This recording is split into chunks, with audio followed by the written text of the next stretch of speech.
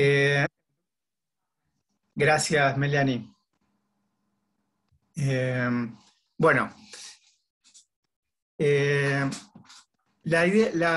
ahora nosotros empezamos con una etapa, un segundo momento de la materia, eh, que es ir más en profundidad acerca de lo que son la investigación, los proyectos de investigación y todo el procedimiento de la investigación social.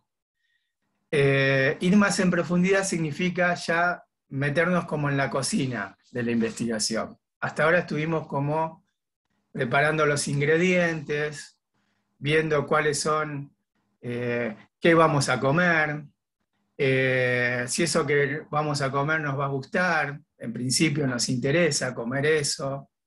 Eh, de paso, fijarse si tengo los ingredientes suficientes, ir a buscar el ingrediente suficiente. Estuvimos en contacto con algo ya preparado, como es el documental. Nos gustó o no nos gustó, pero lo pudimos analizar, abrir, de qué se trataba. Es decir, estuvimos en la cocina como dándole vuelta a lo que se produce en una cocina. Ahora nos vamos a meter directamente a cocinar. Y cuando nos metemos a cocinar, vieron que una de las cosas que uno hace es buscar la receta. Si bien esto que vamos a ver de ahora en más no es la receta, es meterse derecho por la cocina del investigador. Con lo cual, ahora vamos a empezar a poner las manos en la masa, como quien diría. Y poner las manos en la masa significa entrar en un proceso complejo. Y o sea, todo lo que vimos fue fácil hasta ahora. Ahora vamos a ir a lo más difícil, que es un proceso más complejo. Nada, como para que ustedes se tranquilicen y se relajen de que ahora viene lo difícil. Y bueno, ya sabemos que toda esta complejidad tiene un buen resultado porque les va a dar todos los instrumentos para que ustedes después puedan resolver lo que tengan que resolver con el trabajo de investigación. Pero más allá de esto, que es medio como chistoso lo que traté de decir, la cuestión es meternos con los métodos. Y dentro de los métodos, o sea, los procedimientos de investigación, existían por lo menos, y siguen existiendo todavía, dos grandes líneas. Una línea que proviene del campo del positivismo, más duro, que es el más fácil de entender, que es lo que se llama la investigación cuantitativa. Y otra línea, una especie de Boca River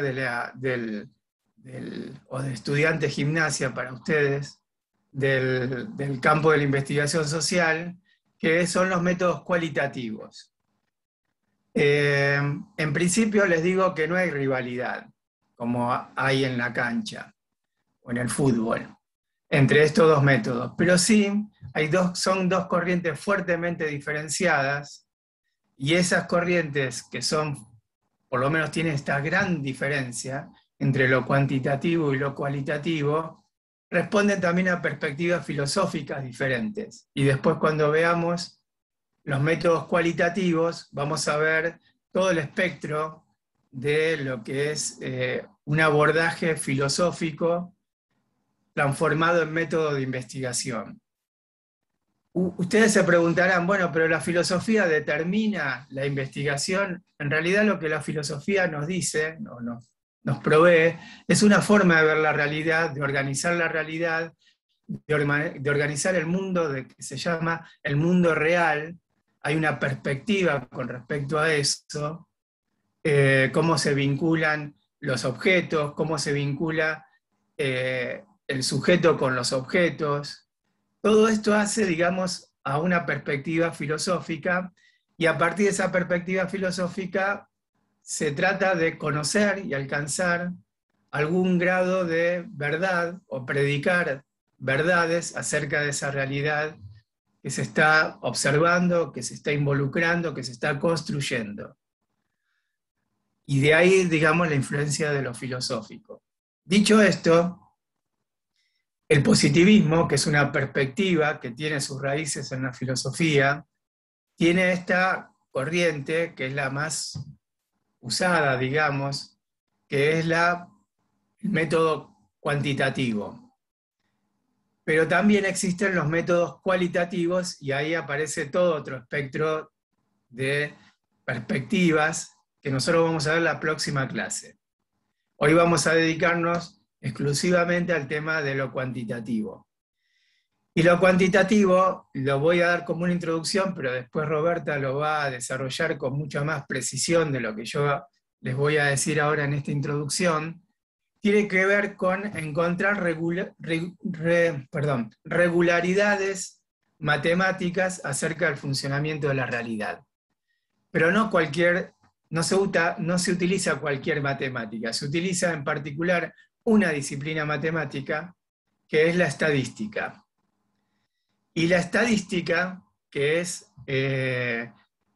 la disciplina de la matemática que se vincula con la investigación cuantitativa, tiene todo un campo de conocimiento, siempre en desarrollo, que va como afinando sus procedimientos y sus instrumentos. Acá Tomás pone las encuestas. Efectivamente, las encuestas es una de las manifestaciones del tratamiento cuantitativo de los datos de la realidad que se relevan a partir de métodos específicos inscriptos dentro de este método cuantitativo, de lo cual va a hablar Roberta en un ratito. Pero efectivamente las encuestas son como una de las manifestaciones de la investigación cuantitativa, y ustedes habrán observado que hay encuestas que son bastante precisas y otras no tanto, porque el objetivo generalmente de estas investigaciones es dar cuenta de cómo funciona la realidad para poder predecirla, para poder anticiparse acerca de cuál es su funcionamiento actual y por lo tanto su evolución hacia el futuro. De tal manera que ustedes habrán visto que, por ejemplo, en términos cuantitativos, uno puede encontrar cuantificaciones en relación a los comportamientos de los ciudadanos cuando eligen, cuando van a elecciones. Son generalmente una especie de encuesta censal, se llama, porque comprende a todos los que van a votar. Otro tipo de encuestas que tiene que ver con, por ejemplo, la pasada y la presente epidemia, y ustedes habrán visto que se producían permanentemente datos cuantitativos, y esto permite ir prediciendo cómo se van a utilizar, por ejemplo, cómo van a ser demandados los servicios sanitarios en relación a cómo va evolucionando los datos cuantitativos de los contagios, de las muertes que fueron ocurriendo y que siguen ocurriendo. Bueno, todo esto hace a que la realidad se mueve dentro de regularidades matemáticas, predecibles por esta disciplina en particular, se llama estadística. Y este es su propósito. Generalmente tiene un propósito de generalización, y como este es su propósito, nosotros también desde este propósito advertimos sus límites. Porque hablar en términos generales no es hablar en términos singulares, no es hablar en términos particulares. Bueno, a partir de esta limitación que tiene la propia investigación cuantitativa y el uso de la estadística, es que la estadística va evolucionando de tal manera de poder identificar casos singulares, casos particulares, que son grupos de población, o también a partir de esas regularidades generales ver cómo lo singular se inscribe dentro de esa regularidad general. Todo esto que les acabo de decir, que es muy general, muy introductorio, es lo que ahora les va a presentar con más detalle Roberta, que preparó material como para poder introducirnos en este tema que tiene esta complejidad y que ustedes lo habrán visto en alguna medida en los documentales. Termino con esto. Yo les había dicho que parece como una rivalidad entre lo cuantitativo y cualitativo. Hoy en día esa rivalidad no es tal, sino que generalmente en la investigación se suelen combinar aspectos de lo cuantitativo con aspectos de lo cualitativo. Y ustedes en más de un documental lo habrán observado, sobre todo el que trabaja sobre el tema carcelario en Estados Unidos. Tendría que fijar el de Vilas, que tiene, fíjese, trabaja un caso particular, el caso de Vilas, pero hace un tratamiento cuantitativo de algunos aspectos de su propia biografía y lo que se propone el mismo autor del documental. Entonces, generalmente, hoy en día, actualmente, se combinan estos dos aspectos, lo cuantitativo y lo cualitativo.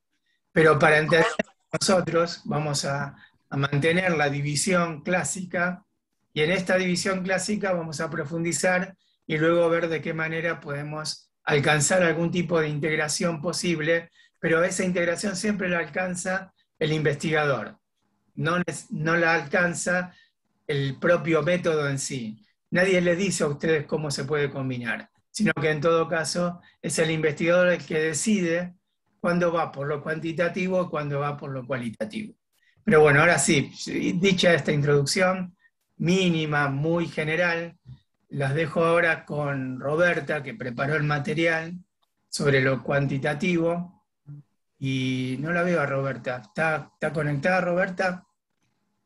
Eh, estuve anunciándola y presentándola a Roberta y acá está Roberta de nuevo. Sí, sí, ¿me escuchan? Perfecto, ahora sí.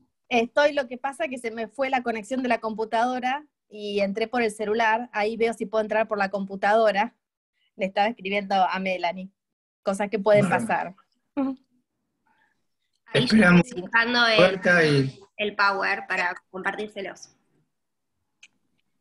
Robert, te escuchamos bien, pero no te vemos. Igual te No, escuchamos. es que no me puedo poner para verme.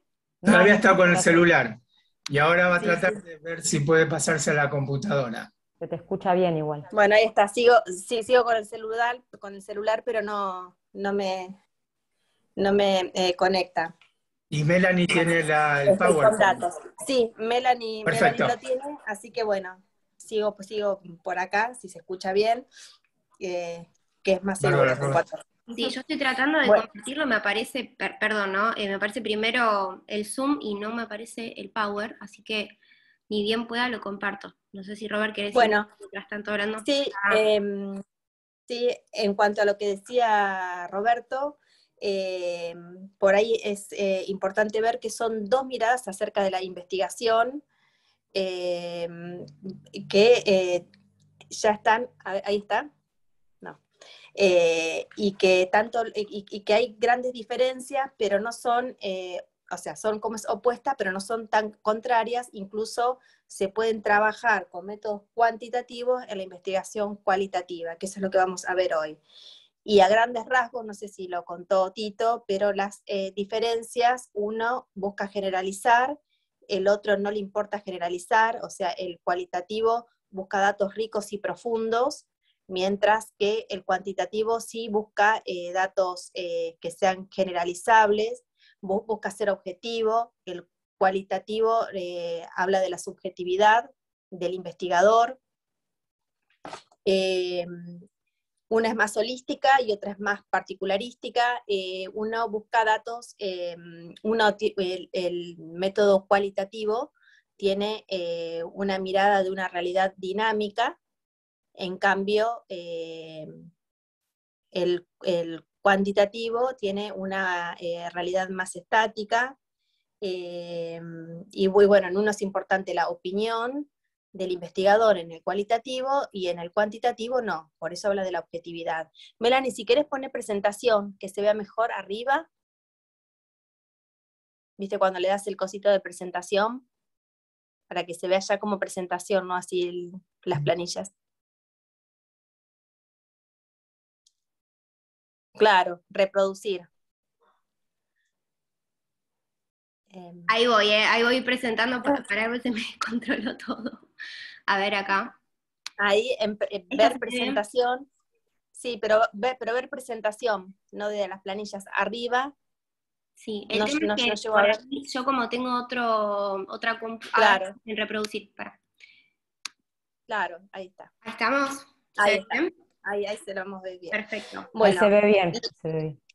La comercialidad de hoy era entrar en los dos grandes paradigmas, en el cualitativo y en el cuantitativo, comenzar a hablar del paradigma cuantitativo, y la próxima clase, como dijo Tito, empezar a hablar del paradigma cualitativo, que es el que más se usa en ciencias sociales. Pero esto no quita que no pueda haber triangulación o pueda haber métodos mixtos en la investigación en ciencias sociales, y que usemos algunos métodos cuantitativos. Bueno, primero, creo que es la primera, Melanie, la otra. Es así, ¿eh? ¿Cuál es? Está bien. Bueno, ¿cuáles son las características de los métodos cuantitativos?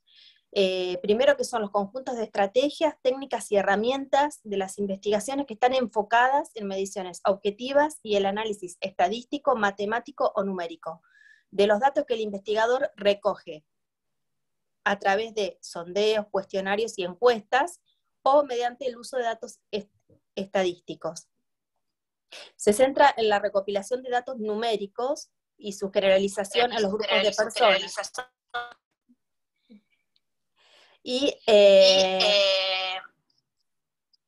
Me escucho doble. El objetivo de los métodos cuantitativos... ¿Cómo? Tenés un eco. Sí, yo me escucho el eco, pero no sé por qué. Bueno, el objetivo de los métodos cuantitativos es determinar relación entre variables. Ustedes se acuerdan que cuando plantearon el problema de investigación, nosotros les hablábamos de palabras clave, que si fuera una investigación cuantitativa íbamos a estar hablando de variables. Bueno, en la investigación cuantitativa, en el problema de investigación y en la hipótesis, es central que haya dos variables, una dependiente y otra independiente, es decir, una que afecte a la otra. Nosotros en las investigaciones cualitativas hablamos de palabras claves. Y otra diferencia que también nosotros habíamos nombrado, que en el plan de TIF no se les exigía hipótesis. ¿Recuerdan que era el problema o las preguntas de investigación? En cambio, en una investigación cuantitativa siempre está presente la hipótesis. Esa es otra de las diferencias. Entonces, vamos a hablar de variables. Una variable independiente que va a afectar a la variable dependiente. Robert, perdón, ahí podés dar un ejemplo, no se alcanza a leer abajo, dice la respuesta del participante depende de la manipulación. Un ejemplo de cómo sería una variable dependiente y una variable... Sí, para que tengo cortadas estoy tratando porque yo no veo nada de acá, pero la variable, las tengo dada vuelta, es, digamos, que la respuesta del participante depende de la manipulación. Por ejemplo, siempre es la variable independiente la que el investigador puede manipular. No sé por qué está cortado, pero siempre están relacionadas las dos variables. Digamos, ya no estaríamos hablando de palabras claves, sino de cuestiones que se pueden medir. El otro jueves, cuando también hablábamos de los conceptos claves, decíamos, bueno, si fuéramos a hablar de una investigación cuantitativa, tendríamos que medir a esos conceptos o a esas como variables. Y ahí entra la definición operacional, por ejemplo, cómo lo puedo medir, cómo lo puedo observar, más allá de la definición conceptual, que es lo que estamos trabajando nosotros. Bueno, después la próxima diapositiva, Melanie. Ahí está. ¿Cuáles son las características de los métodos cuantitativos? dice, el primer punto dice, los datos generalmente se recopilan utilizando instrumentos de investigación estructurados. El tamaño de la muestra es mayor al método cualitativo. Esto tiene que ver con que en el método cualitativo se buscan datos ricos y profundos y no se busca generalizar. En cambio, en el cuantitativo sí es importante generalizar. Yo puedo aplicar ese resultado en otra muestra y me va a dar, y como me va a servir. Es decir, se puede, en el punto de abajo dice, el estudio de investigación se puede replicar o repetir, dada su confiabilidad. La pregunta que se aplica está establecida y lista para registrar respuestas objetivas. Esto tiene que ver con que en los métodos cualitativos la realidad es dinámica y se puede modificar, pero en la cuantitativa estamos hablando de una realidad estática. Por eso hablamos de preguntas objetivas y de respuestas objetivas. Bueno, todos los aspectos del estudio están diseñados ante la recolección de los datos. Los datos están en forma de números y estadística. A menudo pueden ser organizados por tablas, cuadros o figuras, otras formas que no son textuales. Es decir, siempre se recurre a números y estadísticas, como bien decía Tito al principio. Bueno, se puede utilizar para investigar relaciones causales, conceptos y predecir resultados. En la investigación cualitativa no podemos predecir resultados porque no es generalizable. El investigador usa datos numéricos. Hay una cuestión que es muy importante, que es la diapositiva que sigue, Melanie, es en cuanto a la muestra. ¿Qué es la muestra? Son las unidades de la población total que va a representar el universo que yo quiero estudiar. En una investigación cualitativa, no importa la cantidad, pero en una investigación cuantitativa, de hecho, perdón, hay estudios de caso o un estudio de una biografía y es una sola persona, o sea, porque lo que importa es esa persona y ese estudio en particular. Pero en la investigación cuantitativa sí es importante la muestra.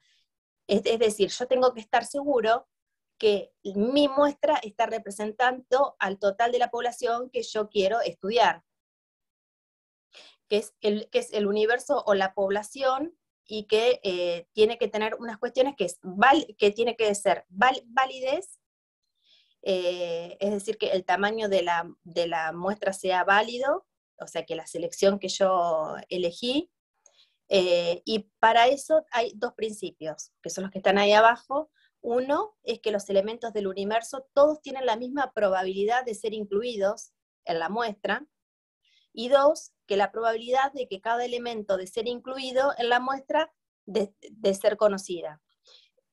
Es decir, y ahí está el gráfico, no sé si lo llegan a ver o está cortado también. No, se ve bien, Robert. Se ve bien, bueno, yo no lo veo por eso. La población con la letra N mayúscula se va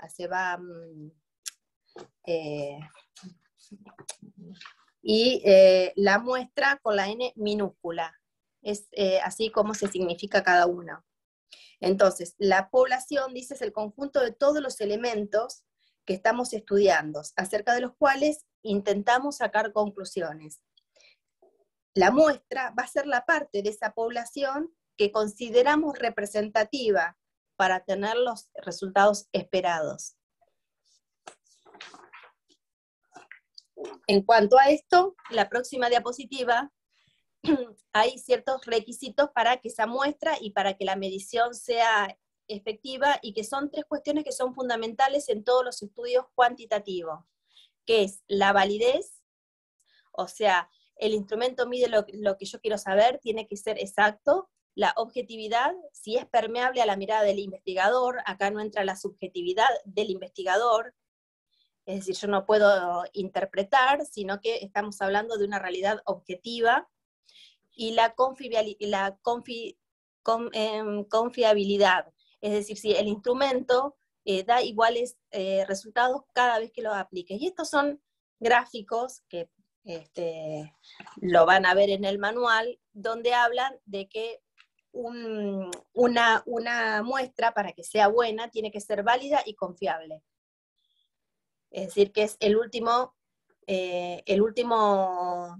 dibujo que se representa donde están, ahí se fue de vuelta, donde están todos los círculos, digamos, tiene que ser válida y confiable. Puede ser válido y no confiable, puede ser confiable pero que no sea válida, puede ser que no tenga ni confiabilidad ni validez, y esto tiene que ver con la muestra que yo estoy tomando de la población que quiero estudiar. ¿Se entiende hasta ahí? La importancia de la muestra son los estudios cuantitativos.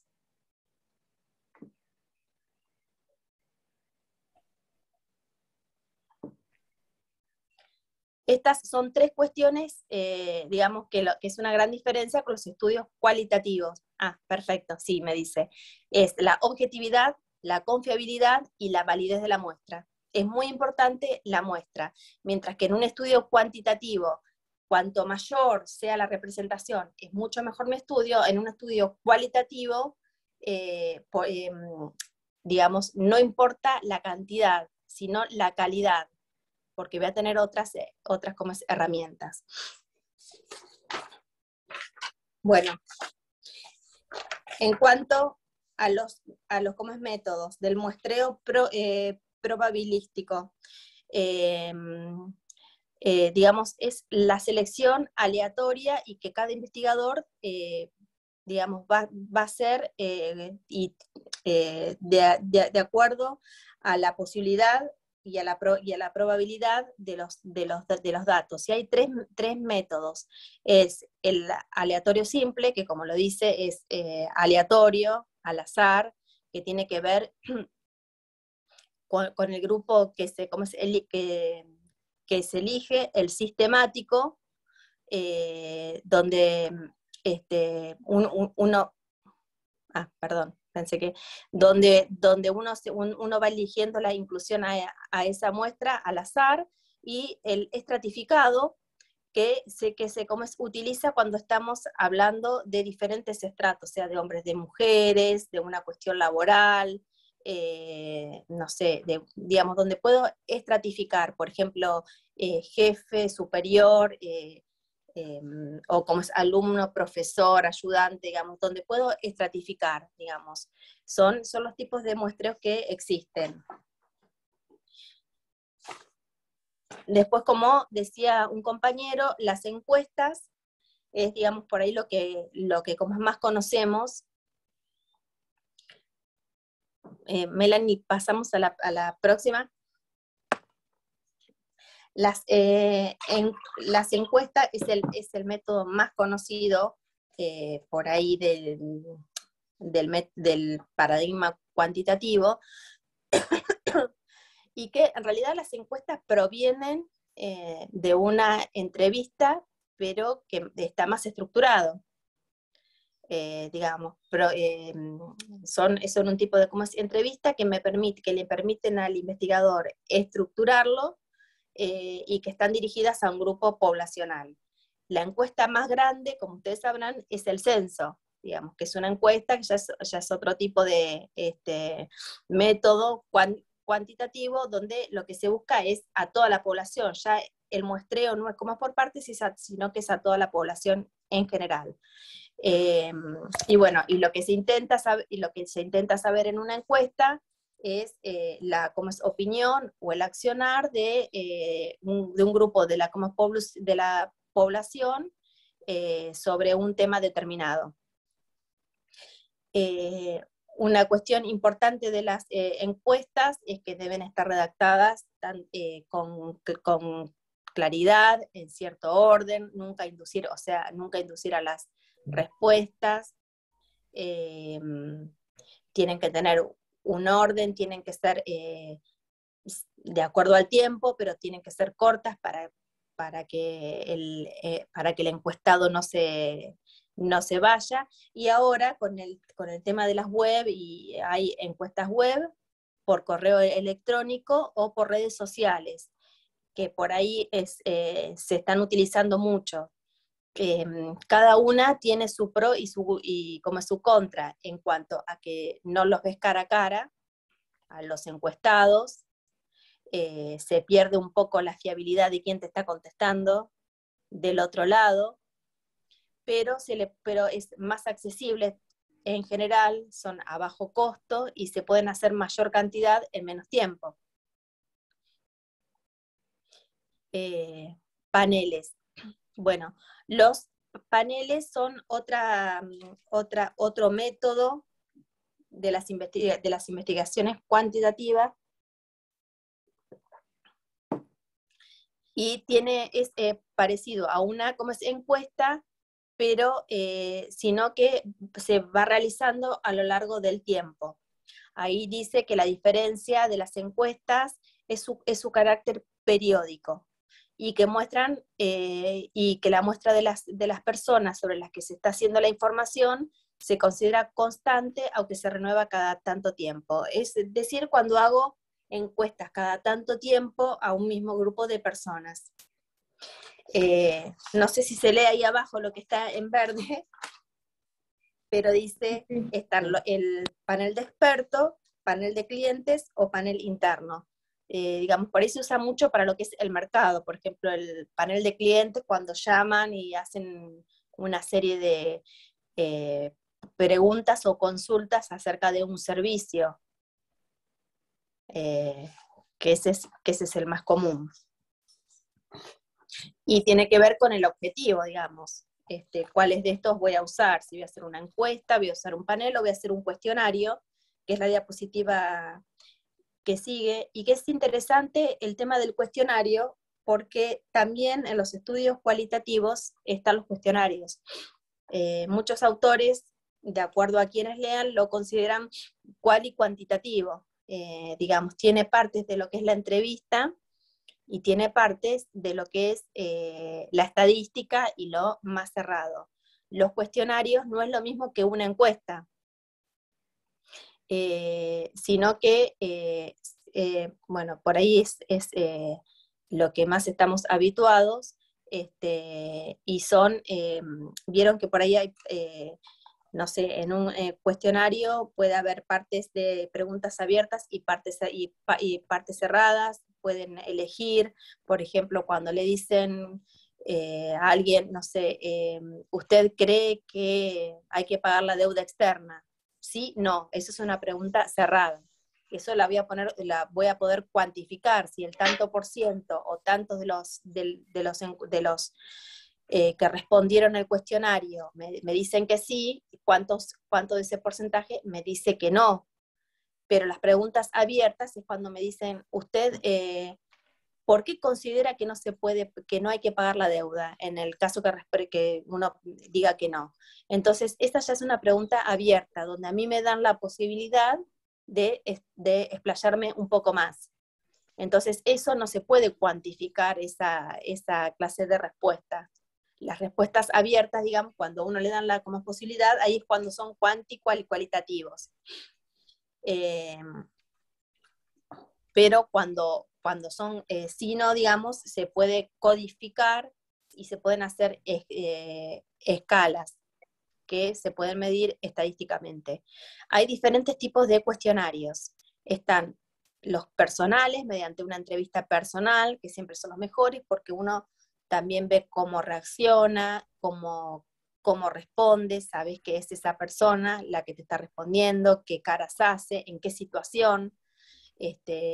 Uno cuando hace un trabajo cuantitativo, vieron que el contexto es fundamental, y la situación en la que uno entrevista. No es lo mismo hacer una entrevista o hacer un cuestionario apurado en la calle, o a alguien que está sentado, tranquilo, digamos que ya, que está permeable a hacer ese cuestionario. Los que son telefónicos, que son los que también a todos nos ha tocado alguna vez, que te hagan preguntas marcando números, o los autoadministrados, digamos, los que envían por mail, por ejemplo. Entonces, para después analizar estos cuestionarios, hay diferentes escalas para poder codificarlos. La escala Likert, la escala de Guttman, que es la que más usa Sampieri, que es el manual que nosotros les dejamos, y escalas de categorías. La escala de categorías, por ahí es la más sencilla, que es del 0 al 10, si 0 fue muy mala la atención y 10 fue excelente la atención. La de como es Guttman ya es por proposiciones jerarquizadas, y la como es primera es frases que expresan una opinión. Por ahí eso es lo que permite más un análisis más cualitativo, pero lo que vamos haciendo es poner códigos y categorías. Pero bueno, la que más se utiliza, por ahí la que más conocemos, es la escala de categorías, de tanto a tanto, o que es el termómetro. Si usted está de acuerdo, del 1 al 10, donde 10 es la máxima puntuación, y 1 es nada, o 0, digamos, esos son los que más se usan para hacer la decodificación después de los cuestionarios. Bueno, después está la observación. Por ahí nosotros creemos que la observación es una herramienta puramente cualitativa, que ya la vamos a ver en la próxima clase con las herramientas cualitativas, pero también está la observación cuantitativa. Digamos, es cuando se pueden recopilar datos cuantificables a través de las observaciones sistemáticas. Por ejemplo, el número de personas, datos que me permiten cuántas hacen una cosa y cuántas hacen otra. Digamos, es como otra mirada, donde puedo poner en números o en valores ciertas cuestiones que yo estoy observando. Para eso siempre hay un registro, y antes de hacer una observación, tanto en el método Quanti como en el Quali, siempre lo que se hace es un bosquejo de lo que yo quiero saber. O sea, no es que voy y miro por ahí la primera observación, sí, pero después voy haciendo hincapié en las cuestiones que yo quiero observar y que necesito observar, o en este caso medir, y que yo pueda estar midiendo. Por ejemplo, ahora podría decir, bueno, de tantos alumnos, ¿cuánto tienen la cámara prendida? ¿Cuántos piden hablar? Digamos, ese es otro tipo de observación. ¿Cuántos tienen tal actitud? Pero bueno, siempre algo que yo pueda medir. La revisión de documentos también es uno de los datos cuantitativos como recolección de datos, pero siempre que yo los pueda, que los pueda cuantificar, digamos, que los pueda medir y darles un valor numérico. La otra, Melanie, bueno, otra de las más conocidas con la encuesta es la escala de actitudes, que es la predisposición de un individuo ante como es determinado tema, y tiene dos pasos. Una, la descripción de la actitud o de la variable que se va a medir, ya estamos hablando acá en términos de variables, y los ítems relevantes para operacionar la variable. Los tipos de escalas son las mismas que habíamos hablado antes, la de Guttman, Likert, que son las más conocidas. Otro recurso, otro instrumento de los datos cuantitativos es el análisis de contenido. El análisis de contenido permite ver los datos no estructurados, textuales, pero en vez de verlos, digamos, desde la parte cuantitativa, que sería ver en qué contexto se dice, cómo se dice, lo importante es ver cuántas veces se repite una frase, una palabra, y entonces lo que me permite es organizar esa información y hacer estadísticas acerca de, por ejemplo, cuántas veces aparece la palabra X en tal contexto o tal frase. Para eso hay programas de software que permiten analizar esto y, digamos, sacar estadísticas de cuántas veces aparece, cómo Pero bueno, esto también se usa mucho para completar trabajos cualitativos.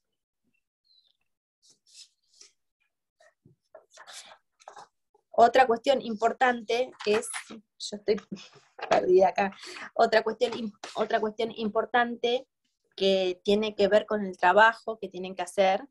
Vieron que el trabajo, no sé si lo vieron para la clase, es si aparecen datos cuantitativos y se ayudan en los documentales. En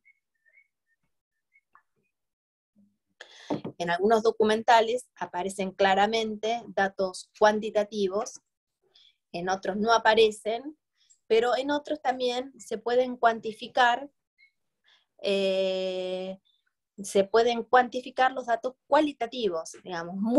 Muchas veces para las presentaciones de las investigaciones o de los trabajos finales, por ejemplo, de la cantidad de entrevistados, cuántos dijeron tal cosa y cuántas otras, por más que sea un estudio cualitativo, se pueden hacer gráficos como los que muestro ahí abajo, se puede cuantificar, y esto, digamos, como que le da mayor fluidez, se comprende más lo que se está diciendo, es otra visión también de la como realidad que estoy analizando, pero es importante saber esto, que los datos cualitativos también se pueden cuantificar, que puedo hacer gráficos, y que pueden ayudar también a una investigación. De hecho, se usa mucho.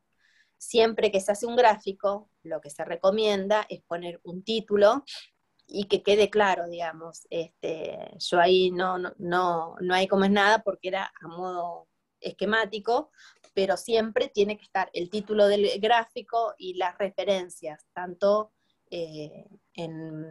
si es un gráfico de torta, si es un gráfico de barra, o si es otro gráfico que ustedes decidan que tiene que ver con eso. Algo por ahí sí. Porque vos mencionaste recién el trabajo práctico, recién ya lo acabo de habilitar para que lo puedan ver. Es la primera pestaña de la unidad 3, para que ya está habilitado como para que lo puedan hacer. Perfecto. Y en cuanto a ese trabajo, por ejemplo, que es ver si hay elementos cuantitativos. Hay documentales como Enmienda X, donde aparecen claramente datos, estadísticas,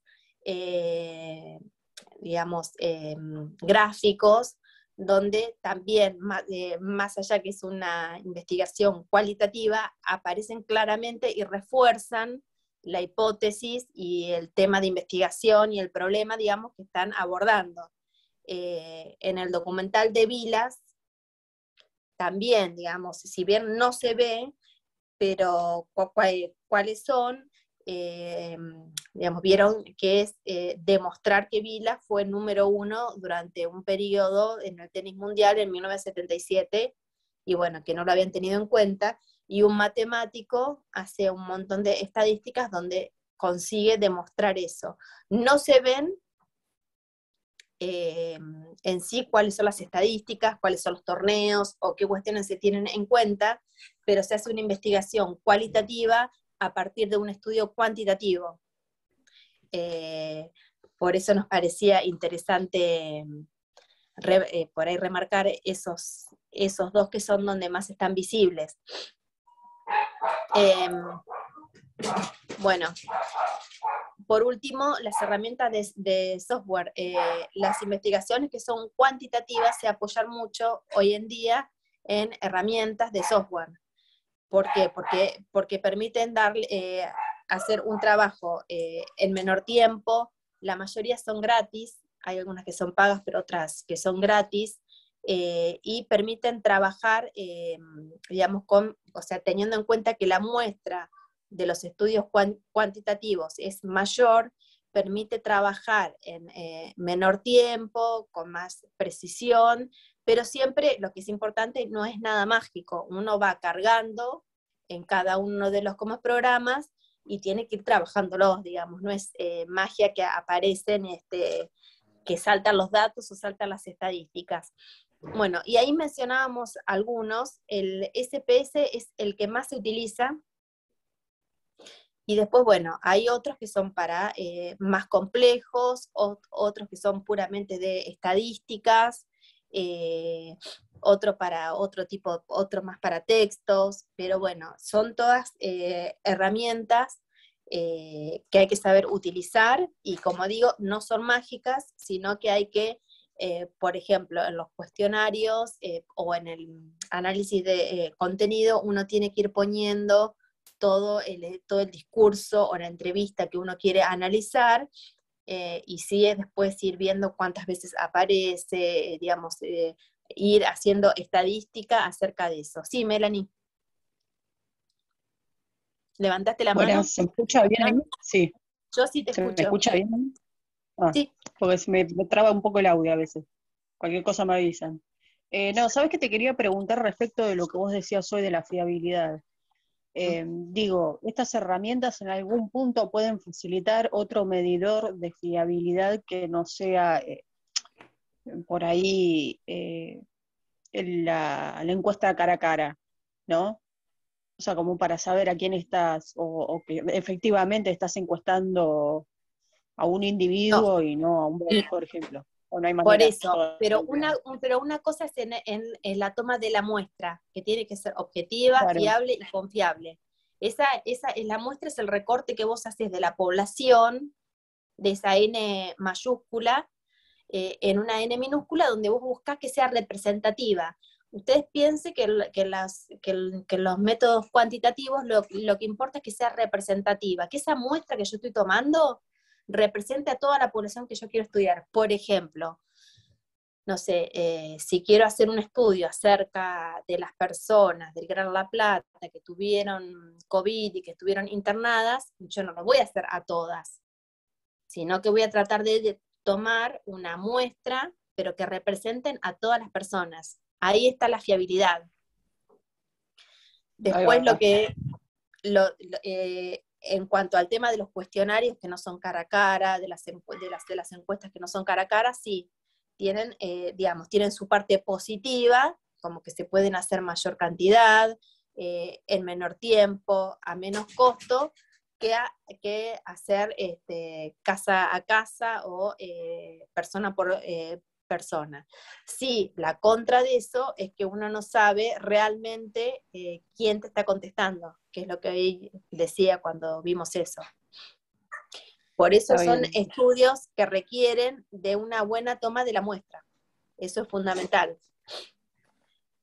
Una aclaración con respecto a la fiabilidad que comentabas recién, Roberta, para reforzar un poco la idea. El máximo de fiabilidad es tener lo que se llama un relevamiento censal. ¿Censal? ¿Escucharon? Sí. Censal significa todos. O sea, el máximo de representatividad es que todos contesten. Ahora eso es un grave problema porque todo el tiempo no se puede estar preguntando cosas a todo el mundo. Además llevaría mucho tiempo. Lo que dice Roberta recién sobre las muestras representativas es de qué manera se utilizan técnicas estadísticas que nos puedan asegurar esa representatividad. Generalmente la representatividad, cuando uno toma encuestas poblacionales, pueden alcanzar el 30% de la población, pero a veces tampoco eso es imposible. Entonces supónganse, los censos nacionales se hacen cada 10 años. Eso ya es una muestra censal. Pero frecuentemente, cada año, generalmente se hace lo que se llama la encuesta permanente de hogares, donde se mide pobreza, niveles de indigencia, etc. Eso no alcanza ni siquiera al 30% de la población. Sin embargo, siguen siendo representativas por una serie de variables que organizan la muestra. Por ejemplo, hacerlo en los lugares más poblados, hacerlo en lugares urbanos, y de esa manera uno va como acotando la muestra de tal manera de no tener que hacerla de manera censal, y la va haciendo de una manera que no deja de ser representativa, que no deja tampoco de dejar algo afuera, pero por lo menos uno ya puede asegurar que los niveles de indigencia, los niveles de pobreza, etcétera, son bastante parecidos a lo que esa muestra de alguna manera va generando. Y así se hacen las encuestas electorales. Las encuestas electorales, fíjense que ahora las encuestadoras están obligadas a mostrar el tamaño de la muestra, y algunas encuestadoras, las más serias, dicen de qué manera componen la muestra. Entonces, tomé 20.000 casos, supónganse, en la sección electoral 1, 2, 3, 5, las que ustedes digan, y ustedes ya tienen una idea de decir, bueno, en la zona norte de la provincia, en la zona sur de la provincia, en la zona rural de la provincia, tomaron muestras, con lo cual es más representativa que otra que dice, bueno, sobre 100 casos, y largan una encuesta acerca de preferencia de voto, intención de voto, imagen de los candidatos, etc.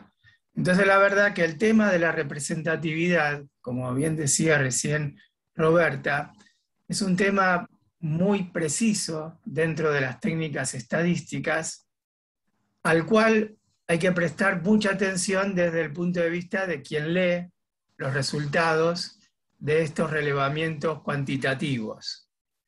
Y que estadísticamente hay incluso representaciones que son aleatorias, y hay tablas que ahora se hacen obviamente de manera informática, para hacer una asociación de casos de manera aleatoria, o sea, de manera al azar. Bueno, eso existen tablas que uno va haciendo esas agrupaciones al azar y luego toma, a partir de ahí, hace la muestra y finalmente toma el dato que a uno le interesa, y esa es una muestra aleatoria. En este caso, sobre los comportamientos electorales o las preferencias de voto, también se pueden hacer de manera aleatoria, pero siempre el tamaño de la muestra tiene que ver con un porcentaje de la población. Y cuanto más sea el porcentaje, más fiable va a ser. Ahora, no es necesario hacerla censal, o sea, 100% fiable, porque ya con una representación justamente que sea lo más cercana, digamos, a las variables que estamos considerando, es suficiente como para tener la información de manera fiable. Perdón, Roberta, que te interrumpí, pero me parece que ¿sí? Buenísimo. Y una cosa a tener en cuenta también es que son estudios que son caros, que son costosos, digamos, por eso también se hace esto de buscar una muestra que sea representativa, y bueno, hay, digamos, estudios anteriores a hacerlo, donde se establece dónde puede ser la muestra, como decía Tito, en qué hogares, a qué personas, digamos, porque es una cuestión que es muy, muy costoso, y también hay margen de errores. Vieron que siempre cuando dicen más, menos, 2 puntos, digamos, es como que ya el tema de la muestra, esa fiabilidad, digamos, hay un margen de error que ya los encuestadores, por ejemplo, o los sociólogos trabajan con eso. Lo dicen. Por eso generalmente las más fiables las hace el Estado, porque el Estado releva datos permanentemente. Yo que estoy en el área educativa tengo permanentemente datos, y por ejemplo en el ámbito de salud, los más fiables son los que da el Ministerio de Salud, porque son... De los hospitales, claro. Lo que se suele hacer por parte del Estado es poner a disposición esos relevamientos, que son muy caros de hacer, por supuesto, los hace el Estado, pero los pone a disposición de los investigadores. Entonces, no sé si a ustedes les pasó, a mí en un momento lo hice, sobre los datos que daba el Ministerio de Salud. Yo iba a una cuenta de Twitter de un senador correntino que se llama Barrio Nuevo, y él hacía una serie de operaciones sobre esos datos que daba el Ministerio de Salud, sobre la evolución de los contagios, la evolución de la gravedad de la pandemia, y este senador que tenía esa cuenta de Twitter, seguramente tenía un equipo de estadísticos, hacía un procesamiento de esos datos que da el Ministerio de Salud y daba más información, que era la información que a mí me interesaba acerca de la pandemia y no tanto los que daba el Ministerio de Salud. Y así hacen los diarios. Ustedes encontraban en La Nación, en los distintos diarios, La Nación era uno de los que lo hacía en la tapa de la versión web, ponía la cantidad de casos, cantidad de contagio, evolución, las curvas, todo eso lo sacaba de datos del Ministerio de Salud, que eran los más fiables, ¿no? Sí, por ahí que eran, digamos, solo datos numéricos y hay que saber leer eso y aprovechar, como bien decía Tito. Digamos, es un gran trabajo.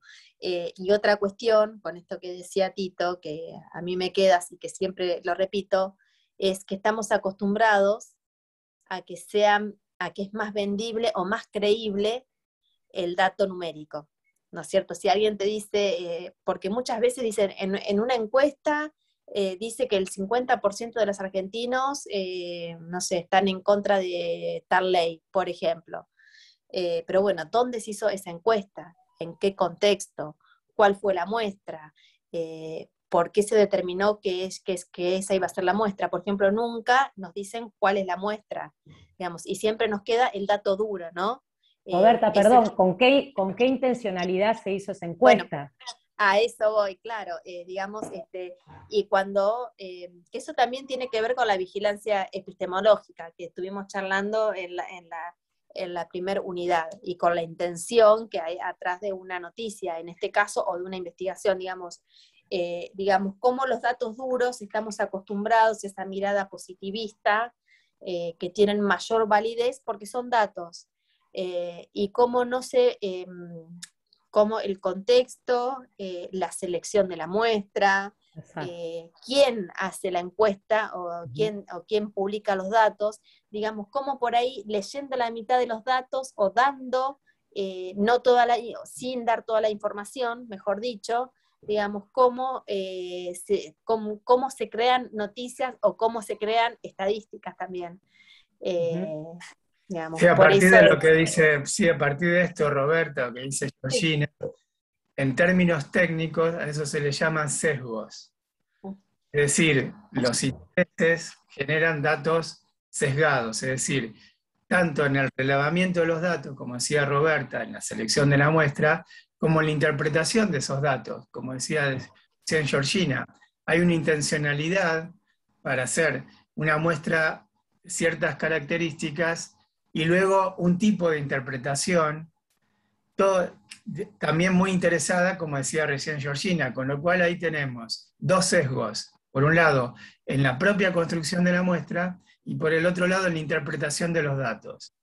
Entonces, para que nos entendamos, en términos técnicos se llaman sesgos, y en términos más coloquiales se llama cuál es la intencionalidad que tiene hacer tal encuesta con tal muestra y llevarla a tal tipo de interpretación.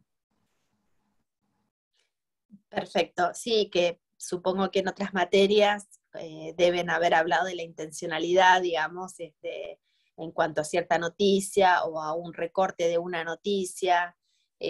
Bueno, digamos, a esto quiero decir, bueno, con que la investigación cualitativa no es menor, muchas veces se ha denostado, digamos, y hasta uno mismo, cuando uno ve los datos, ve un gráfico, digamos, es como que creen esa objetividad. Yo creo que la objetividad en realidad no es tan así, porque siempre hay una intención, siempre se puede medir, se puede favorecer mediante las encuestas. De hecho, lo hemos visto, digamos, cómo se busca favorecer a un sector u a otro, pero bueno, son Robert, otros temas. Perdón. Agrego Sí. Ellos creo que en opinión pública lo dan, este artículo tan lindo de Bourdieu, la opinión pública no existe, que me parece que habla un poco de esto, ¿no? De la construcción de la muestra, qué se selecciona, esto que decía Tito, qué se deja fuera de esa muestra, cómo se manipula de alguna forma para hacer decirle a los datos duros, que supuestamente son datos duros, lo que, bueno, en este caso los investigadores o los que emiten esa esa encuesta, bueno, quieren ahí el tema de la intencionalidad. Es un artículo cortito, recomendable, que está, si lo buscan en internet, la opinión pública no existe. Se trabajaba también en metodología y creo que se sigue dando en algunas materias, es obviamente de otra época, pero me parece muy, muy esclarecedor para pensar esto, ¿no? Esto digamos, el abordaje cuantitativo y esta discusión con lo cualitativo, digamos, y por qué está, digamos, esta discusión que planteaba Tito al principio, que por ahí está bueno retomarlo después cuando se ve lo cualitativo, ¿no? ¿Por qué hay ahí un encuentro o un choque que tiene que ver con esto, ¿no? Y esto que vos decías, Robert, de cómo pesan esto de los datos duros, que esta es la realidad, como esta idea que se presenta desde lo cuantitativo de que lo que se ve como un dato numérico, eso representa la realidad. Bueno, eso tiene todo ¿no? Muchas preguntas que no son tan cerradas, digamos. Pero por ahí está bueno para retomar como debate cuando se desarrolle más finito lo cualitativo, ¿no? Sí, y de todos modos se están usando muchos triangulación de paradigmas, triangulación de métodos entre cual y cuanti,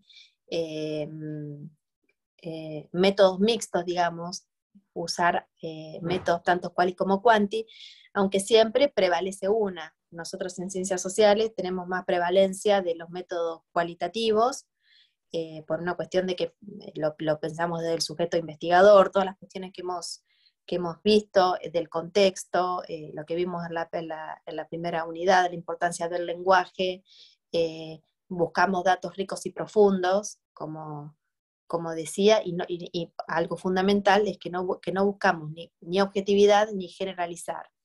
Pero sí es importante que conozcan cuáles son las diferencias, cuáles son los métodos del paradigma cuantitativo, y bueno, y que también poder ver estas cuestiones, digamos, de la confiabilidad y de la fiabilidad y de la objetividad, digamos, que son como la marca, y bueno, pero también poder hacer una vigilancia acerca de eso, y no quedarse con que o sea, lo que es numérico es la verdad absoluta, sino que siempre hay una muestra de una población y bueno, y digamos, y que se pueda ver sesgos, como bien dijo Tito, y que de esas encuestas o de esos números también se pueden tomar ciertas partes para armar o una noticia o un informe, digamos, bueno, eso.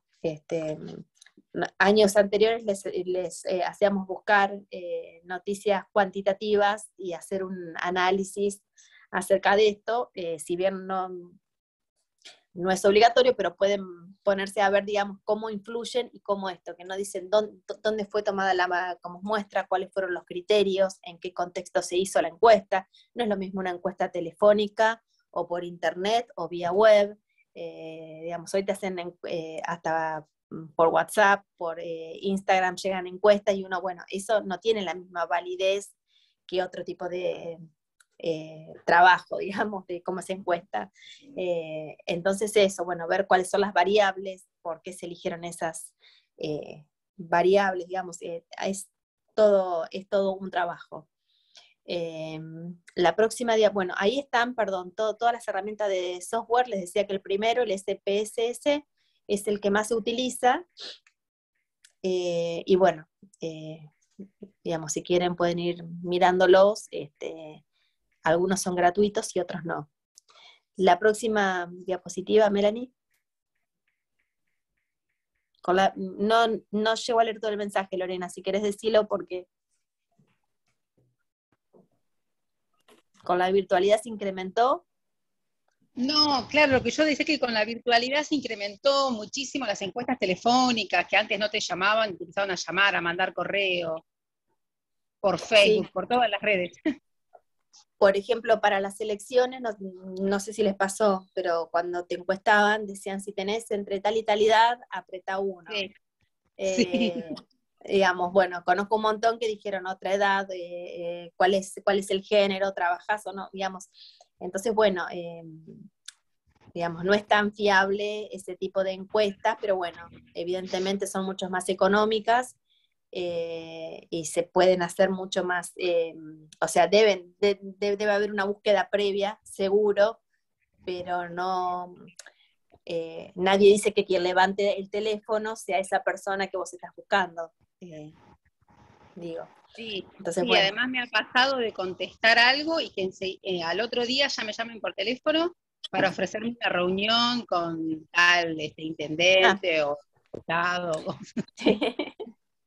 Bueno, efecto tienen, evidentemente, pero digo que no saben si quien está del otro lado es realmente esa muestra que puede ser representativa de toda la población, a eso voy. Pero bueno, es de menor costo que ir casa por casa y tiene mayor rapidez. Pero bueno. Bueno, y el último cuadro, está la letra súper chiquitita, son las diferencias entre la investigación cualitativa y la investigación cuantitativa. Si quieren, voy leyendo como para que quede claro. La investigación cualitativa está centrada en la fenomenología y la comprensión, mientras que la cuantitativa en la inducción probabilística del positivismo lógico, es decir, números. En la cualitativa, la observación sin control, y la otra es medición penetrante y controlada, es decir, cuando yo voy a hacer una observación, siempre estoy midiendo.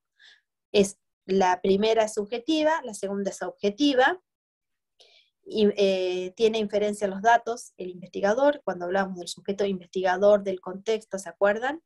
En la cuantitativa hay inferencia más allá de los datos, la cualitativa es exploratoria, inductiva y descriptiva, la cuantitativa es confirmatoria, inferencial y deductiva, es decir, la inductiva va de lo particular hacia lo general y la cuantitativa de lo general hacia lo particular.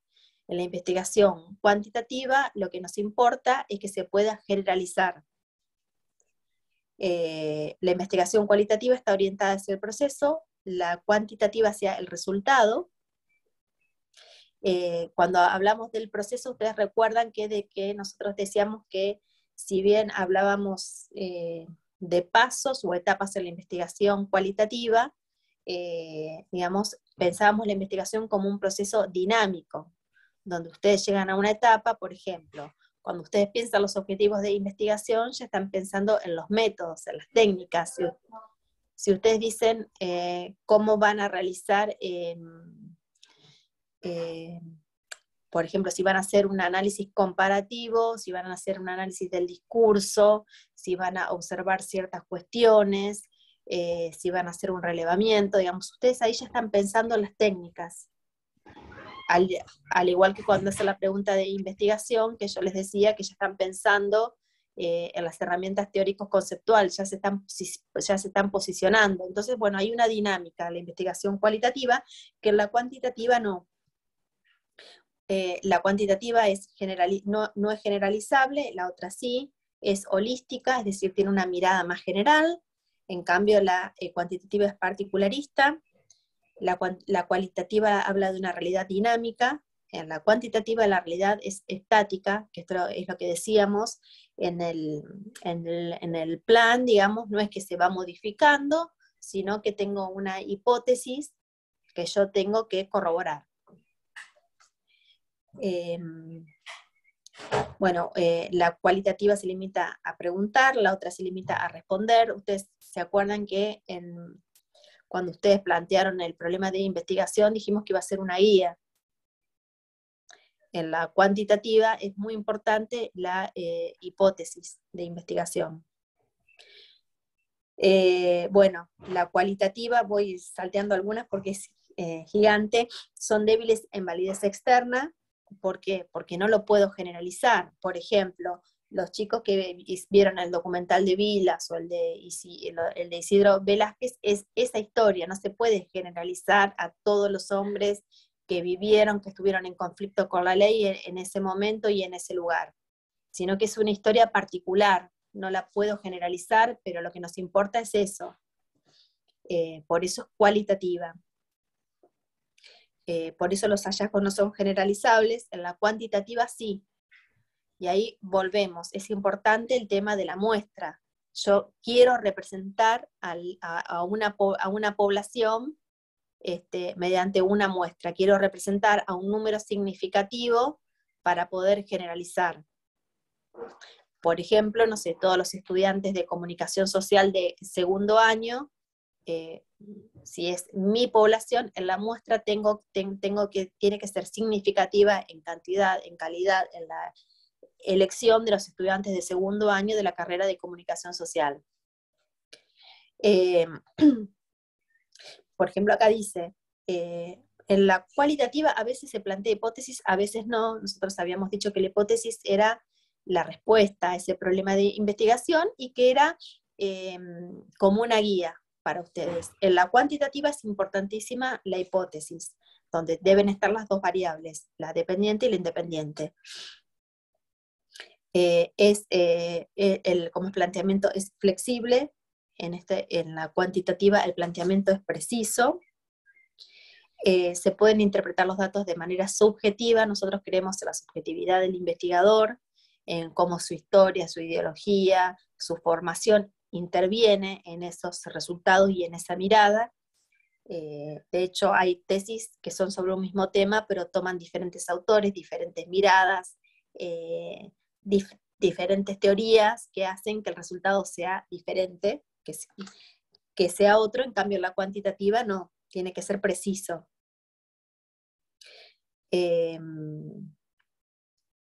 Bueno, y básicamente es eso, es el tema de la objetividad que se busca en cuanto a lo metodológico. Si vamos a hablar de los supuestos metodológicos, en la investigación cuantitativa en la cualitativa es flexible, digamos, es un proceso flexible donde siempre se puede estar volviendo hacia atrás, y hay una dinámica flexible, pero en la investigación cuantitativa no, son pasos a seguir, digamos, son pasos que están predeterminados. Esa es una diferencia en cuanto al supuesto axiológico, que tiene que ver con los valores y con la subjetividad. Interviene la subjetividad del investigador en la cualitativa, y en la cuantitativa no, digamos, están afuera los valores del investigador, digamos, tiene que ser puramente numérica y objetiva. No sé si alguien quiere agregar algo, Georgina, Tito, o Nico. No, Robert, me quedé pensando en el concepto de acuerdos intersubjetivos, ¿no? En la investigación cualitativa, porque para que no quede esta idea de que cada investigación cualitativa, por ejemplo en comunicación, lo que obtiene es una mirada individual o muy parcial. Muchas veces, o sea, las investigaciones cualitativas también tienden a buscar algún tipo de generalidad, no en términos cuantitativos, pero sí en términos de conocimiento. No sé si, digamos, esta idea de lograr acuerdos intersubjetivos, es decir... por ahí tiene que ver con las diferentes miradas, digamos, que pueda haber diferentes miradas sobre un mismo objeto de estudio. Pero hay acuerdos, ¿no? Pero dentro por ejemplo, del campo de la comunicación, cómo entendemos a la comunicación. Hay momentos históricos también, donde hay una mirada de la comunicación que prevalece, claro. aún con aspectos diferentes, ¿no? Con miradas particulares, esto que vos bien decís, miradas subjetivas. Hay acuerdos que representan una mirada de la época, incluso en lo cualitativo, ¿no? Sí, pero todo está mediado. Sí, no sé si queda clara la idea, pero para que no les quede a los alumnos la idea de... seguro, pero digamos, todo esto está mediado por los contextos y por los lugares de producción, que es una de las cuestiones que se pedía en la grilla también. Esto es súper importante. ¿Cuáles son los lugares de producción? Yo siempre hago la diferencia si estudias comunicación social en Europa, en Estados Unidos, o simplemente acá en Argentina, entre una universidad pública y una privada. Va a tener diferentes miradas y va a haber recortes, y va a ser otro profesional, y va a haber tesis que no se van a poder presentar ahí. Sí. De todas formas, me parece el acuerdo intersubjetivo también alude a otro aspecto que no tiene que ver tanto con el contexto ni con la época, con el lugar o con la época, sino que también tiene que ver con los resultados. Por ejemplo, si Roberta está investigando un fenómeno y de pronto alcanza un resultado de investigación acerca de ese fenómeno, ese resultado va a quedar firme hasta tanto otro no lo refute. Entonces ahí hay acuerdo hasta tanto alguien no lo contradiga. Entonces el acuerdo intersubjetivo tiene que ver con lo que es la comunidad, vamos a decir, de investigadores, de expertos o de intelectuales que trabajan un mismo tema y que en la medida que van produciendo sus propios resultados de la investigación, no son no son contradichos, no son refutados. Y en la medida que eso no vaya ocurriendo, esta es la visión que tiene, por ejemplo, Popper, ¿no? A medida que eso no se va falsando, no se va refutando, va quedando firme esa afirmación que realiza esa investigación sobre un tema. Por ejemplo, vos, Georgina, mencionabas el tema de Bourdieu. Bourdieu dice, bueno, la opinión pública no existe. Sin embargo, eso contradice otra producción en el campo de la investigación que se apoyaba en las opiniones de la opinión pública como las verdaderas.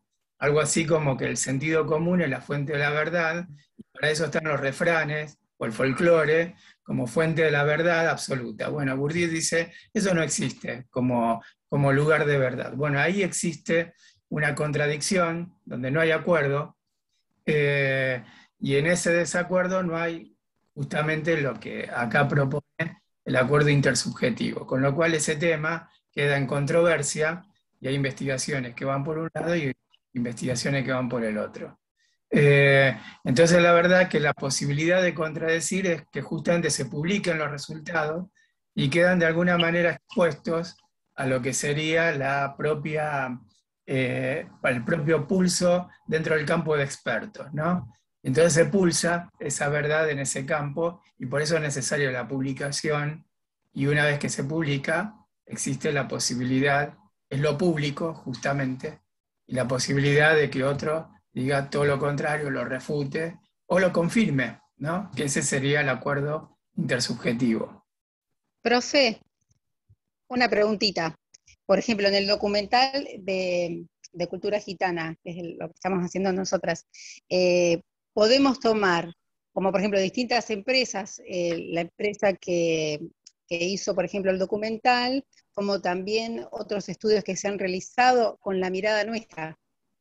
Sería como un análisis de la mirada que cada uno, porque por ejemplo yo estuve leyendo entrevistas de Tela, bueno, distintas cosas, y un poco finalmente van por el mismo lado, muchos aspectos, pero en otros no. Y mira, Lorena, ahí es la importancia de los pasos que estuvimos dando con respecto al del arte, los antecedentes sobre los cuales uno se apoya. Ahí uno está dando cuenta qué comunidad académica o de ideas uno está respondiendo, generando la información que genera. Y de esa manera decís, bueno, muy bien, vos, Lorena, te apoyás en Carlos Marx, pero ¿sabes qué? Yo me apoyo en Spencer, en el liberalismo. Y ¿sabes qué? Desde el liberalismo esa es una raza inferior. Y Marx diría, no, estos son clase proletaria. Y a ver, ¿por qué lado lo analizamos? Bueno, lo analizamos por el lado de la base material o lo analizamos por el lado de la ascendencia racial. Bien, ahí son dos paradigmas y ahí se van formando lo que Roberta decía como paradigmas, ¿no? Es decir, bueno, la verdad llega un momento que no nos vamos a entender. No nos vamos a entender. Si vos vas por un lado, ¿sabés qué? Estás yendo por ese lado y vas a encontrar siempre el sesgo de conclusiones por ese lado. Lo único que te pedimos, Lorena, es que si vos vas a ir por el lado de Spencer, digas que sos del lado de Spencer. Tenés esa sesgo, digamos, tenés esa ascripción y estás generando instrumentos por ese lado y conocimientos por ese lado. Lo cual a mí me permite, si voy por el otro lado, decir, bueno, la verdad que todo bien por el lado de esa corriente de investigación, por esa tradición de investigación, van a llegar a estas conclusiones, pero yo, como no estoy de acuerdo, y ahí hay una cuestión también del orden ideológico y ético, yo voy a ir por otro lado y voy a tratar de refutar eso o ir por otro lado y sacar otras conclusiones. Bien, clarísimo, gracias, profe. Perdón, y hay algo importante que dijo Tito, que como mencionó, que todas las investigaciones es súper importante la publicación, más allá de que uno lo haga para, no sé, para recibirse en el caso de un plan de TIF, pero bueno, siempre es importante la publicación. Por eso en el repositorio de la Universidad Nacional de La Plata, insisto con esto, es obligatoria la publicación, están todas las publicaciones. ¿Por qué? Porque es un ámbito donde hay una búsqueda de material científico, académico, desde las revistas, las tesis de grado, tesis de posgrado, libros, digamos, todo lo que está relacionado a la investigación en el ámbito de la Universidad Nacional de La Plata. Los archivos digitalizados están ahí, que es lo que permite hacer una búsqueda de antecedentes y hacer un buen estado del arte. Y como bien decía Tito, esto sirve también para decir, bueno, vieron que una parte de la grilla eran los antecedentes temáticos, que hay un montón de antecedentes temáticos, pero bueno, dentro de esos antecedentes, ¿cuáles son los que a mí me aportan? ¿Cuáles yo tomo y cuáles me aportan a mí como trabajo, o desde cuáles yo puedo decir, bueno, este autor trabaja desde este concepto, desde esta teoría, yo lo voy a tomar desde esta otra. O él hace un trabajo cuantitativo, con estadísticas, yo quiero hacer un trabajo más cualitativo. Voy a abordarlo desde otro lugar, desde la metodología. O al revés puede ser, digamos, pero sirve para eso. También, eso es muy importante. Perdón que se me cortó la luz, por eso está sonando todo acá. Profesores, yo quería hacer me quedé pensando en cuanto hablaban de los métodos cuantitativos y en el tema del muestreo, que es muy importante, porque yo creo que de acuerdo a lo que uno quiere investigar y a las intencionalidades que uno tiene, es como se configura el muestreo de la población a censar o a consultar. Y si eso puede ser sesgado, ¿de qué manera uno puede después confiar en la objetividad de los resultados si uno no conoce de antemano, por ejemplo, si la población que se va a consultar sobre algo relacionado con el COVID se hace en función de las diferentes clases, las proporciones están acorde con las diferentes clases sociales o estratos sociales, económicos, o etcétera, ¿no? Eso no son cosas que deberían estar figurando cuando uno arma un muestreo. Sí, Alicia, en general sí, y es, te digo, información pública. Algunas publicaciones esto no lo hacen, con lo cual tienen cero fiabilidad. Claro. Nuestra interpretación, para nuestra rigurosidad, con lo cual el que lee una investigación cuantitativa de cualquier orden, o una conclusión de orden cuantitativa, sin tener esos datos, está leyendo una media verdad, por no decir una media mentira. En cambio, con esos datos, uno puede llegar a sacar, y ahí también es parte de lo que uno puede hacer, una muestra diferente. Entonces, yo saco todos los datos. ¿Sabes qué, Alicia? Yo voy a hacer la encuesta electoral sobre muchos casos, 30.000 casos, en la sección 1. Entonces tomo Vicente López, San Isidro, San Fernando. Voy a hacer ahí una encuesta electoral y voy a decir cómo se va a votar en la provincia de Buenos Aires. Pero yo ya te estoy diciendo cómo formo mi muestra. Y vos, Alicia, me decís, bueno, muy bien, señor, muy bien, profesor, hizo excelente, técnicamente es impecable, pero yo la voy a hacer en la sección 5. Y ¿sabe qué? Me da otro resultado. Entonces, ¿cómo se va a votar en la provincia de Buenos Aires? Bueno, la verdad que ninguno de los dos vamos a estar cerca de la verdad. El tema es justamente, si se trata de la provincia de Buenos Aires, a ser representativa a la provincia de Buenos Aires. Pero ninguno de los dos estamos faltando a la verdad en la medida que digamos cómo construimos la muestra. Ahora, si no lo decimos, ahí sí estamos faltando a la verdad. Y entonces eso es muy poco fiable.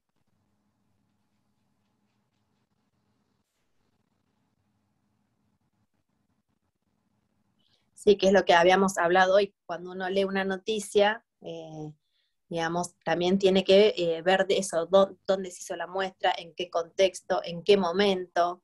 ¿En qué momento? Claro, claro.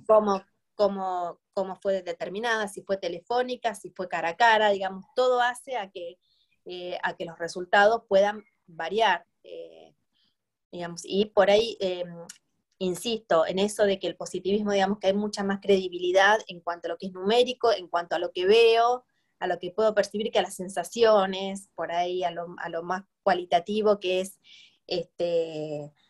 como, digamos, como otra forma de hacer ciencia también, digamos, queda eso socialmente, que tiene mayor validez. Cuando son dos cuestiones diferentes y que incluso es bueno que trabajen juntas, como se veía, como les comentaba en el documental Enmienda 13, cómo se apoyan en datos estadísticos acerca de la población negra que está en la cárcel para apoyar las entrevistas, el tema de los documentos, digamos, es muy importante, digamos, hace a que ese documental, primero que sea mucho más dinámico en cuanto al tema, cómo lo van mostrando, pero bueno, trabajan datos duros y me parece súper interesante, al igual que el de Vilas, que si bien no se ve mediante los datos, pueden demostrar que él fue número 1 porque la única forma es con estadísticas. Los rankings son cuestiones estadísticas. Fíjense a partir de esto que dice Roberta, ¿no? El tema de la inflación. ¿Cómo se mide la inflación? ¿Cuál es la canasta de alimentos, servicios que componen el dato por el cual se mide la inflación? Bueno, cada vez que eso es manipulado, porque en definitiva... Claro, porque tampoco se sabe cómo ponderan en la canasta de determinada familia, exacto, determinados datos Alicia, que están... Exacto. Es el mejor ejemplo de cómo se sesga. Manipula. Claro, no, se sesga. Y te digo más, en la medida que hay una continuidad histórica, continuidad digo, una serie histórica, que es lo que se construye a veces con los datos cuantitativos, vos decís, bueno, se va como estabilizando, que esa es la mejor forma de medir un fenómeno, en este caso la inflación.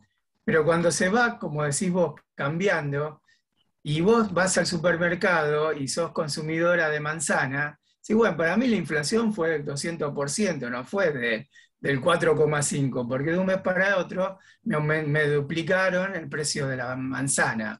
Y yo como manzana, me alimento de eso. Entonces la verdad que ahí hay como, y fíjense la sensación que genera eso, porque uno dice, está todo más caro, está todo más barato, en función a veces del dato de inflación, y salen en los diarios y en todos lados el dato de la inflación. Lo que se dice poco es cómo se mide, con qué canasta de servicios y de alimentos se está midiendo la inflación. Entonces, por ejemplo, en otros momentos se medía la inflación sin considerar el aumento en los servicios. Se sacaron el aumento de electricidad, el aumento del gas de la propia medición de la canasta de la inflación. Claro, a uno le aumentaba el 1000% el costo de la electricidad y la inflación era bajísima. Y decís, ¿cómo puede ser que esto haya ocurrido de esta manera? Claro, porque a veces también los encuestadores dicen, bueno, pero ese es un dato que vos lo podés medir en el precio de la manzana, porque para recolectar manzanas se usa electricidad. Entonces, si la electricidad aumenta el costo, la recolección de manzana, y vos vas a tener reflejado la electricidad en el precio de la manzana. Bueno, son también inferencias, como decía Roberta, cuantitativas, que se saca de un dato que a uno siempre le genera bastante sospecha y suspicacia, ¿no? Perdón, y si también esas como manzanas, ¿en qué época? Porque si no las medís en la época que es la cosecha de manzanas, también van a aumentar. Bueno, y así pasa con otros productos. Si aumenta la nafta, por lo general se transfiere a a los como productos que uno consume, digamos, pero hay un montón de cuestiones que uno no hace la lectura entre líneas, que por ahí se debería hacer, bueno, y con eso de la confiabilidad y la objetividad de los datos duros, de los números, uno por ahí se queda aquí. No quiere decir que todas las encuestas sean malas, pero digo que hay que prestar atención, que hay que ejercer la vigilancia, ver qué tipo de muestra se tomó, de qué manera se hizo, de qué cantidad fue la muestra y si es representativa o no. Digamos, son cuestiones a por ahí trabajar ya con una mirada más crítica desde la investigación.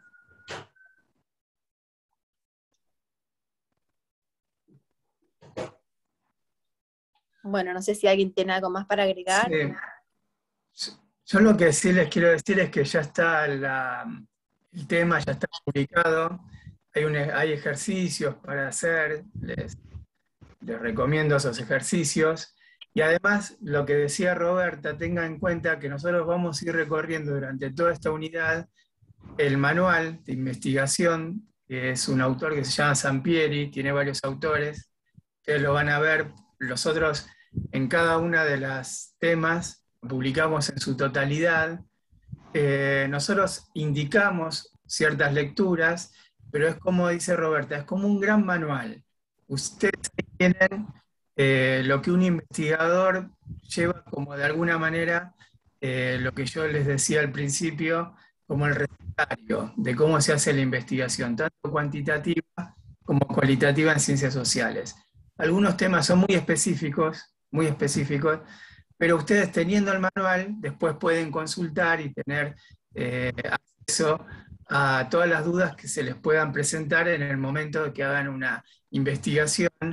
Este manual que nosotros seleccionamos es el que se suele utilizar generalmente en la investigación en ciencias sociales. ¿No es así, Roberta? Sí, primero que es muy ágil de lectura, por más que sea enorme, digamos, pero abarca todos los temas, es muy ágil, es el que más se usa, y nos parecía, ¿me escuchan? Porque se me está quedando sin batería. Sí, Roberta. Y nos parecía el más apropiado. En cuanto a eso, es muy ágil, así que léanlo. Si ustedes consideran que hay otro manual de metodología, pueden usarlo. Nosotros pusimos ese porque es el que veníamos usando, pero bueno, tiene todos los temas que estamos viendo, más allá de que en algunos temas haya algunos aportes o algunos documentos o algunos autores que también trabajamos. Es Hernández Sampieri y está a partir de la unidad anterior. Así que, por ejemplo, en dice, se recomiendan los capítulos tal y tal para trabajar este tema. Bien, bueno. Sí, ayuda muchísimo las lecturas. Sí. Son bárbaras. Y si quieren también podemos subir el PowerPoint si lo quieren mirar con más detalle. Sí, Roberta. Sí. Por ahí también hay otro en cuanto a las diferencias cual y cuanti, también pueden comenzar a ayudarlo como para que vayan revisando. Sabemos que es mucha información de golpe, pero bueno, queríamos que también tuvieran la visión de los dos paradigmas, de los dos grandes paradigmas, del cual y cuantitativo, para ya la próxima seguir trabajando con el cualitativo. Muy bien. Si les parece, cualquier duda, cada uno pueden subir el PowerPoint, buenísimo. Sí, ahora lo subimos. Perfecto, Lorena. Gracias. Bueno, y por nuestra parte nada más, nos seguimos comunicando. Gracias. Para las próximas clases y seguimos adelante. Perfecto. Así Listo. que bueno, antes que Roberta Buena se le acabe la batería. Sí, ya Gracias. estoy. Gracias a todos. Chao. Saludos, Buen chao. fin de semana.